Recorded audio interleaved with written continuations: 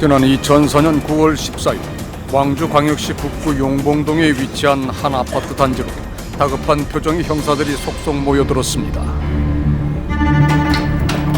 사건이 벌어진 현장은 이 아파트 13층. 현관과 연결되는 거실의 초입부터 심상치 않은 흔적이 관찰됩니다. 누군가 뒤진 듯한 가방입니다. 가방이라든지 이런 부분들이 현관 앞에서 발견된 걸로 봐서는 나갈 준비를 하고 있는 와중이었을 것이다라고. 주로 거실 쪽에 집중돼 있던 혈흔은 바로 옆 작은 방으로 이어져 있었는데 피해자는 그곳에 숨져 있었습니다.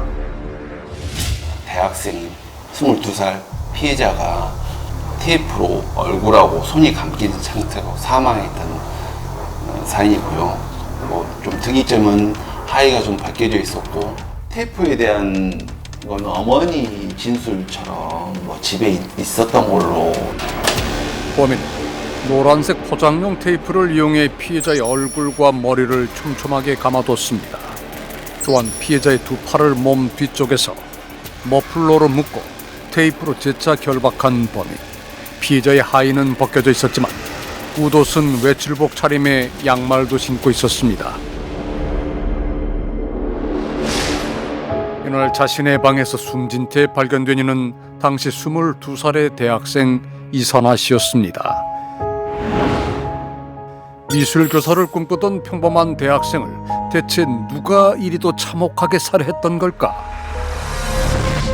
부검 결과 머리 부위에서 확인된 부상만 7군데에 달했고 양손엔 저항한 흔적이 있었습니다. 유난히 다친 곳이 많았다는 오른쪽 얼굴. 범인은 맨손을 이용해 피해자의 머리와 얼굴을 집중적으로 공격한 걸로 추정됐다고 합니다. 갑자기 마주치게 된 것 아닐까. 범죄자도 미처 예상하지 못한 급박한 상황이 벌어지면서 무작위적으로 얼굴 부위, 우선 눈에 띄는 얼굴 부위를 가격했을 가능성이 되는 거죠. 부검 결과 사인 역시 코와 입이 막혀 숨을 쉬지 못해 사망하게 되는 비구폐쇄성 질식사로 판단됐습니다. 흔하지는 않습니다. 이런 죽음이 끈적끈적한 테이프로 칭칭 동인다라는 것은 상당한 수고가 수반되는 일일 겁니다. 그런데 그런 행동을 했다면 왜 굳이 그 방법을 택했을까? 테이프가 총 길이가 22m로. 22m? 네. 엄청 길어요. 왜냐면 얼굴이랑 다 감았으니까. 얼굴 감고 팔 감고 했으니까. 오전 7시 40분경 집을 나서 직장으로 향한 아버지, 그리고 그날 활동하던 동호회 행사가 있어 딸 선아 씨 몫의 도시락과 차비를 식탁 위에 올려두고 외출했다는 어머니. 어머니가 집을 나선 시간은 오전 8시 55분경. 그날 어머니가 귀가한 시간은 오후 8시 20분경. 그런데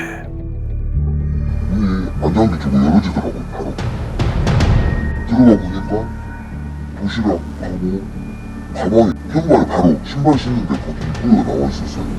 분명 12시간 전만 해도 익숙했던 집이 전혀 낯선 풍경이 돼 어머니를 기다리고 있었습니다. 범인이 집안 곳곳을 뒤진 흔적이 있었지만은 안타깝게도 현장에서 확보된 범인의 지문이나 DNA는 없었다고 합니다. 방문자의 모습이 확인되는 초인종과 번호키가 설치되어 있던 출입문을 범인은 어떤 방법으로 통과했을까? 평면도로 살펴보면 현관 주변 거실에서부터 시작된 듯한 혈흔은 인터폰 주변과 거실 중앙에 집중되어 있습니다. 아마도 폭행의 강도가 더해진 듯합니다. 이후 빗자국은 선아 씨가 발견된 그녀의 방 쪽으로 연결됩니다. 그래서 가장 먼저 제기된 가능성 중 하나는 피해자가 집을 나서려던 순간 그 찰나를 노린 범인이 기습적으로 침입했을 거라는 시나리오였다고 합니다. 하지만 그 같은 가설로는 설명되지 않는 부분이 있었습니다. 집안에 아무도 없다는 거 알고 있다는 생각이 들어요. 여대생이 나온다면 그 집안에 부모도 있을 수도 있고 보통의 가정들은 그러잖아요. 그 내부 사정을 모르는 사람이면 나는 어려움이 없다고 생각합니다. 그날 이른 외출을 하며 딸 선아 씨가 학교에 가져갈 도시락과 차비 13,000원을 식탁에 놔뒀다는 어머니. 범인은 이 돈 13,000원과 선아 씨의 휴대전화만을 훔쳐간 것으로 확인됩니다. 정작 값이 제법 나갔을 디지털 카메라는 두고 간 범인. 범인이 생각했을 때는 핸드폰을 가져가면 그 누구랑 통화라든지 그 내력을 모를 것이다. 쉽게 말하면 버림으로 해가지고 자기까지 수사가 안 들어올 것이다 라고 생각을 했겠죠. 그렇지 신뢰를 하는 것은 밑에 층 드라마 보고 있을 때 쿵쿵 거렸다는 소리 그때 그 시간대를 범행 시간으로 보고 있어요. 침입 뒤 빠르게 피해자를 공격한 걸로 추정되는 범인. 아래층 주민은 그 시간을 오전 9시 반에서 11시 반 사이로 기억하고 있었습니다. 경찰은 범인이 상당 시간 범행 현장에 머물렀던 걸로 판단했다고 합니다. 그 이유는 범인이 가져간 피해자의 휴대전화 때문이었습니다. 사건 현장과 차로 15분 거리에 있던 기지고. 범인은 이 부근에서 꺼뒀던 피해자의 휴대전화 전원을 2차례 켰던 걸로 파악됩니다. 선아 씨의 휴대전화 신호가 농성동 소재 기지국에 잡힌 시간은 오후 12시 10분과 오후 12시 49분이었습니다. 차로 갈 경우 15분 정도 소요된다고 보면 범인은 최대 오전 11시 55분경까지 사건 현장에 머물렀을 가능성이 있습니다. 12층 주민의 기억과 피해자의 휴대전화가 농성동에서 켜진 시간을 종합해보면 범인은 최대 2시간 25분여를 범행 현장에 머문 것이 됩니다. 그때 이제 여러 가지 뭐 현장 상황이 얼굴을 아는 사람이 아니까 그렇게 생각을 했던 거죠. 왜냐면 만약 살해를 한다 하면 우리가 뭐 아는 사람 같으면은 뭐 얼굴을 덮여놓고 나온다든지 뭐 이불을 덮여놓고 나온다든지 이런 상황들이 많이 있으니까 그때 보면 한편으로 또 좀 잔인성이 보이기 때문에 원한관계라든가 얼굴 아는 사람들끼리 관계에 살해하지 않았을까 이렇게 생각을 했던 거죠. 그러니까 아는 사람이 벌인 원한 범죄로 보인다는 얘기입니다. 평범한 대학생이던 선아 씨에게서 문제가 있는 관계를 확인할 수 없었던 경찰은 이후 선아 씨 부모님과 관련된 원한 관계를 찾기 시작했다고 합니다. 어디까지 원한 관계를 수사했냐면 이 피해자 당사자의 원한 관계뿐만이 아니라 아버지 어머니의 원한 관계, 그 이후에 할아버지 할머니까지 원한 관계를 수사를 했어요. 너무 착한 학생이었어요. 너무 착한 학생이었고 또 부모님들도 주변에서 평판이 좋았고. 원한을 찾으려던 수사에서 확인된 건 오히려 가족들에 대한 미담뿐이었다고 합니다. 가족과 가장 친밀한 이들일수록 더 깊은 의심의 대상이 됐던 까닭, 범행 도구가 테이프였기 때문이었습니다. 당시 경찰은 범행 도구로 테이프를 사용한 유사 사건들을 분석했다고 합니다. 그 결과 이른바 테이프 살인 사건을 저지른 대다수는 아는 사람, 즉 면식범이었고 그 경우 테이프를 미리 준비해온 걸로 확인됐습니다. 결과적으로 피해자의 목숨을 앗아간 범행 도구가 테이프인 건 맞지만 선아 씨의 죽음과 해결된 유사 사건들 사이에는 아주 큰 차이점이 있다는 게 전문가의 설명입니다. 그럼 이 사건의 본질이 테이프냐? 그렇게 보려면 테이프는 범인이 준비하고 간 것이어야 해요. 테이프를 사용해서 범행을 저지르겠다는 의도가 처음부터 있었어야만 이 사건은 테이프 살인 사건이 되는 겁니다. 실제 피해자에게 사용된 포장용 테이프는 당시 가족의 진술과 수사 결과 등으로 볼 때 집에서 사용하던 것으로 보입니다. 그런 측면에서 테이프는 일종의 어떤 결박하거나 제압하기 위한 수단으로서 그냥 즉흥적으로 사용됐을 가능성도 사실은 많은 거죠. 이게 과연 면식이냐 비면식이냐라고 봤을 때 면식일 가능성보다는 저는 비면식일 가능성에 대해서 조금 더 높다라고 생각이 들었거든요. 그런 면에서 당시 수사 관계자가 들려준 이 얘기는 매우 중요해 보입니다. 나는 그것이 항상 마음에 들었어. 위층 사람과 누가 좀 배를 누르니까 와서 보니까 이미 사람은 내려가고 있어. 뭘 들고. 그게 그래가지고 현장 가시게 돼. 신문 배달. 수사 관계자가 전해준 얘기는 선아 씨의 집으로부터 2층 위에 살던 15층 주민의 목격담이었습니다.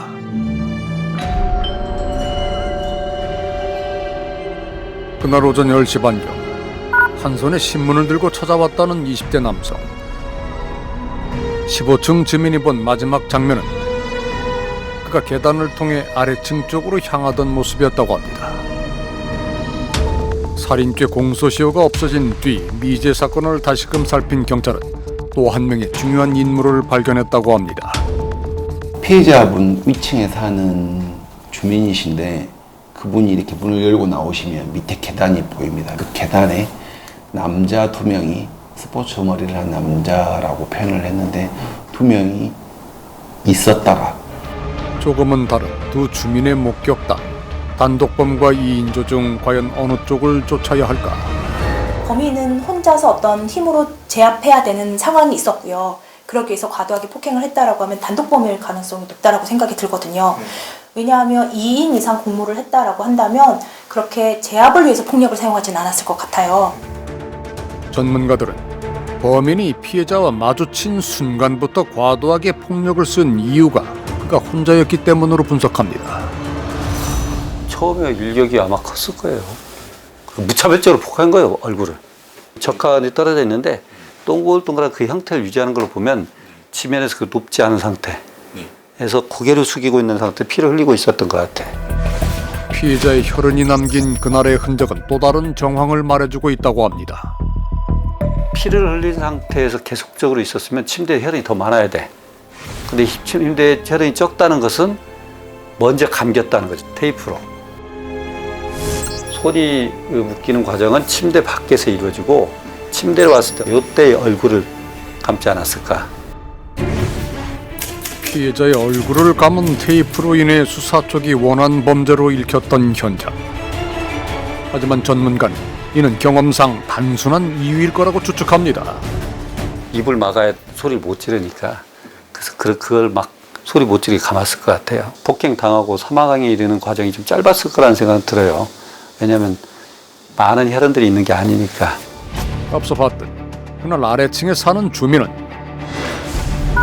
TV 프로그램을 보는 중 둔탁한 소음을 들었다고 기억합니다. 범인이 가져간 선아 씨의 휴대전화가 사건 현장에서 차로 15분 거리의 장소에서 켜진 시간은 오후 12시 10분과 12시 49분.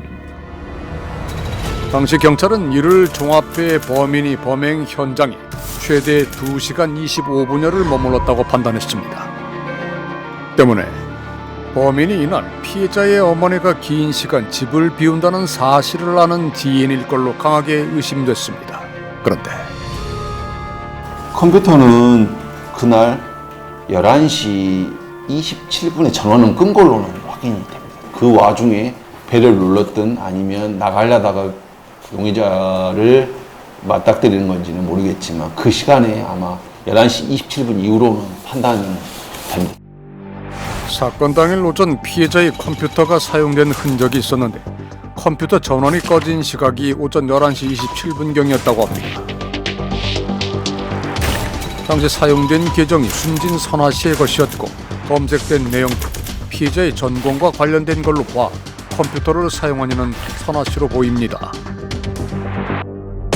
다시 시간을 정리해 봐야겠습니다. 이날 선아 씨의 컴퓨터가 종료된 시간은 오전 11시 27분경입니다.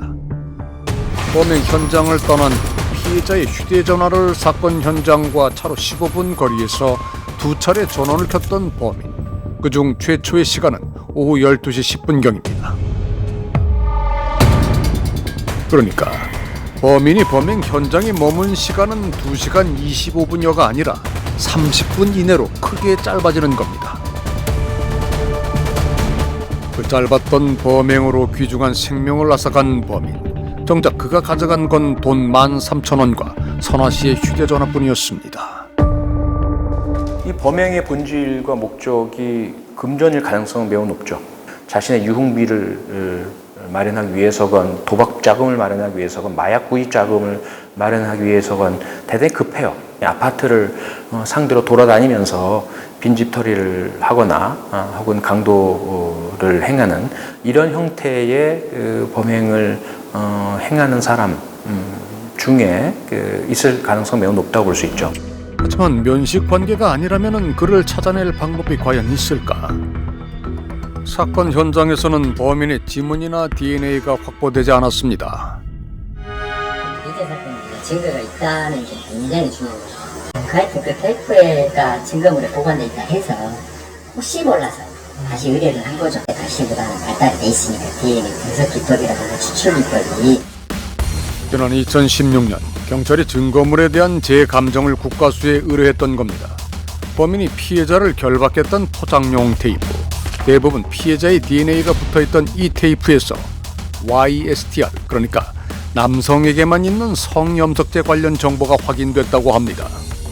여자께 대부분이고 남자께 아주 미량이다 라고 할 때 이 Y 염색체를 대상으로 해서 DNA 분석을 하게 되면 검출이 잘 돼요. 재감정을 통해 이 Y 염색체의 22개 정보 중 19개에 대해 확인한 국과수. 이는 누군가와 1대1 대조가 가능한 수준의 정보라고 합니다. 대신에 단점은 이 Y 염색체는 저만 고유한 게 아니에요. 그 집안의 남자들은 다 똑같아요. 그 부계가 같으면 다 같은 Y를 가지고 있고, 하지만 이게 만약에 안 맞는다고 하면 일단 배제할 수 있는 기능이 있고, 이게 맞으면 좀 더 조사를 우리가 해볼 수 있는 그런 거죠. 아버지를 통해 남성에게만 유전되는 Y 염색체 때문에 아버지로부터 물려받은 성씨도 추정이 가능합니다. 테이프에서 DNA가 확인된 그 남성의 성씨는 어느 정도 특정된 상황. 하지만 이 Y 염색체 정보가 일치한 이는 아직까지는 없었다고 합니다. 그때 당시 면식범이라고 했던 사람들도 있을 텐데, 그러면 이제 우리가 알 수 있는 비면식범의 가능성이 없는 거지. 비면식범이라 하면 우리가 접근적으로 해야 받았어. 피해자와 직접 관계가 없는 비면식범. 언뜻 그 접근 자체가 막연해 보이지만 그 미지의 범인에게 한 걸음 다가설 수 있는 새로운 길이 존재합니다. 몇 해 전 여성을 상대로 한 속칭 바바리맨의 정액 테러 사건이 있었습니다. 용의선상에 오른 사람들이 많아도 너무 많았습니다. 이들에게서 DNA를 채취해 일일이 정액의 DNA와 대조하려면 상당한 기간이 필요해 보였습니다. 그 시간을 줄여준 이가 있습니다. 그 정자 부분에 이제 DNA만 이용을 해서 바바리맨의 나이를 추정을 했었죠. 그때 이제 61세 정도로 나왔었는데 나중에 뭐 50대 후반이다 뭐 이런 리포트를 이제 전해 들었습니다. 이제 이 기법의 이름은 DNA 메틸화 정도에 따른 연령 추정 기술. 이는 DNA에 메틸기라는 일종의 꼬리표가 달라붙은 정도를 통해 나이를 추산하는 방법이라고 합니다. 검사 범위가 좀 굉장히 적다 이렇게 좀 보여집니다. 평균적으로는 한 3, 4세 정도 되는 걸로 알려져 있고요. 그것이 상당히 꽤 정확하게 이루어지기 때문에 그걸 이용을 하면 이제 범인의 나이를 추정을 해서 용의자 범위를 축소할 수 있는 거죠. 이른바 광주 대학생 살인 사건에도 새로운 기술을 사용할 기회가 곧 가능할 것으로 보입니다. 이곳에 오랜 희망이 소중히 보관돼 왔기 때문입니다. 하늘색 머플러와 42조각 테이프에 담긴 그 가능성은 기대 이상의 결과로 분명 이어질 겁니다. 그때 당시 피해자가 22살이었지 않습니까? 순수 대학생이었고 정말 좀 가슴 아픈 죽음이었는데, 아직 증거물들이 스카프라든지 테이프가 있기 때문에 새로운 기법들이 또 다시 발견이 됐으니까 다시 시작해서 용의자 검거하는 데 최선을 다 하겠습니다. 그것이 알고 싶다에서는 DC 인사이드 우울증 갤러리내 오프라인 모임인 히데팸의 일원이며 서울 신림동과 경기 지역 유흥지점에서 근무한 02년생 장 씨에 대해 아시는 분들의 제보를 기다립니다. 2020년 6월 2일 오후 2시 10분경 화성시 매송면 어천저수지 부근 2차선 도로에서 남편 A씨가 교통사고로 위장해 아내를 살해한 혐의를 받고 있는 사건에 대해 알고 계신 분들의 제보를 기다립니다. 국내 유명 복지재단 이사이자 캄보디아 선교사로 활동하고 있는 60대 남성 이모 목사에 대해 알고 계시는 분들의 연락을 기다립니다. 2023년 인천 세관 마약 수사에 대한 정부의 외압 의혹에 대해 잘 알고 계시는 내부자분들의 연락을 기다립니다. 또한 해당 밀수를 진행했던 말레이시아 마약 조직의 실체에 대해 알고 계시는 분들의 제보를 기다립니다.